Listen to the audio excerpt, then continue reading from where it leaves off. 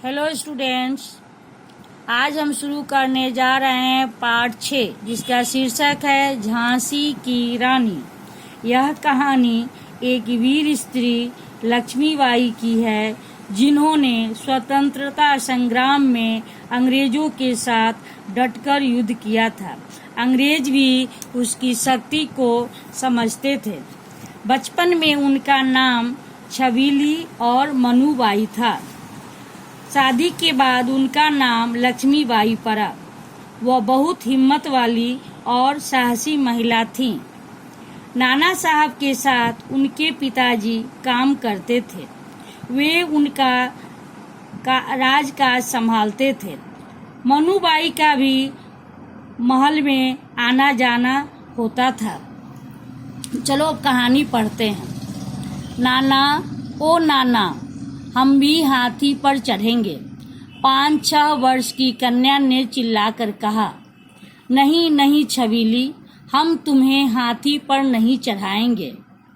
हाथी पर तो राजा लोग ही बैठते हैं। ऐसा कहकर बालक ने महावत को आज्ञा दी। हाथी आगे बढ़ाओ। घंटियां बजाता हुआ हाथी आगे बढ़ गया। वहां हाथी पर चढ़ने का प्रशिक्षण दिया जा रहा था। वहाँ एक 5-6 साल की लड़की वो देखकर वो भी हाथी का प्रशिक्षण लेना चाहती है। वह उस पर चढ़ना चाहती है, लेकिन उस हाथी पर जो बालक बैठा हुआ है उसने उससे कहा कि हाथी पर सिर्फ राजा लोग ही बैठते हैं। और ऐसा कहकर उसने महावत कहते हैं, जो हाथी को चलाता है उसको महावत कहते हैं, महावत को आदेश दिया कि तुम क्या करो, हाथी को आगे बढ़ाओ। और हाथी के गर्दन में घंटियां बंधी हुई थी, जो आवाज करता हुआ हाथी आगे बढ़ गया। कन्या अपने पिता की धोती पकड़कर मचल उठी। पिताजी, मैं तो हाथी पर जरूर चढ़ूंगी। पिता ने बच्ची को पुचकारा और बहुत समझाया, पर बाल हट तो निराली होती है। अब जो कन्या थी, वो लड़की जो थी, वो क्या कि अपने पिता की धोती को पकड़कर जिद करने लगी कि मैं तो हाथी पर जरूर चढ़ूंगी।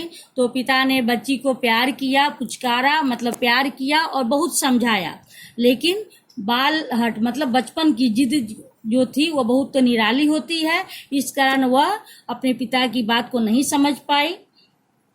तंग आकर पिता मोरोपंत ने झिड़क कर कहा, हाथी पर चढ़ने का तेरा भाग्य कहाँ।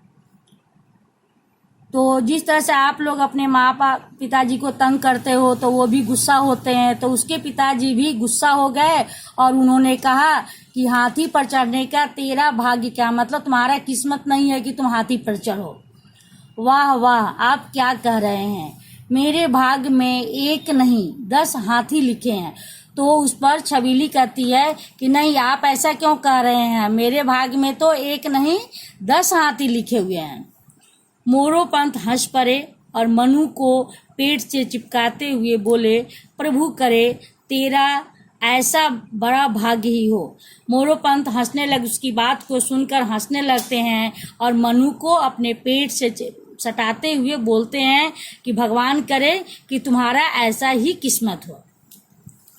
बच्चों, इस कन्या का नाम था मनुबाई। इसकी माता भगीरथी थी। वह धर्मात्मा महिला थी। वह मनु को छोटी आयु में ही छोड़कर मर गई थी। इसीलिए बच्ची का लालन पालन उसके पिता मोरोपंत ने ही किया था। सभी उसे प्यार से छबीली कहते थे। यह बालिका थी भी बहुत सुंदर। जो ये कन्या थी, जिस लड़की की चर्चा हम लोग ऊपर पढ़े हैं, उस कन्या का नाम क्या था, मनुबाई नाम था। इनकी माता भगीरथी थी, जो बहुत ही धर्मात्मा महिला थे। धर्मात्मा मतलब जो बहुत धर्म करते हैं उनको धर्मात्मा कहते हैं। वह मनु को बहुत कम ही आयु में छोड़कर मर गई थी, जिस कारण उनका लालन पालन उनके पिता मोरोपंत ने किया था। और सभी उसे प्यार से छबीली पुकारते थे, क्योंकि वह बचपन से ही बहुत चंचल थी और यह बालिका बहुत ही सुंदर थी। मनुबाई अन्य लड़कियों की तरह गुड़ियों से नहीं खेलती थी। उसने बचपन में ही हथियार चलाना सीख लिया था। घोड़े की सवारी में वह पुरुषों को भी मात देती थी।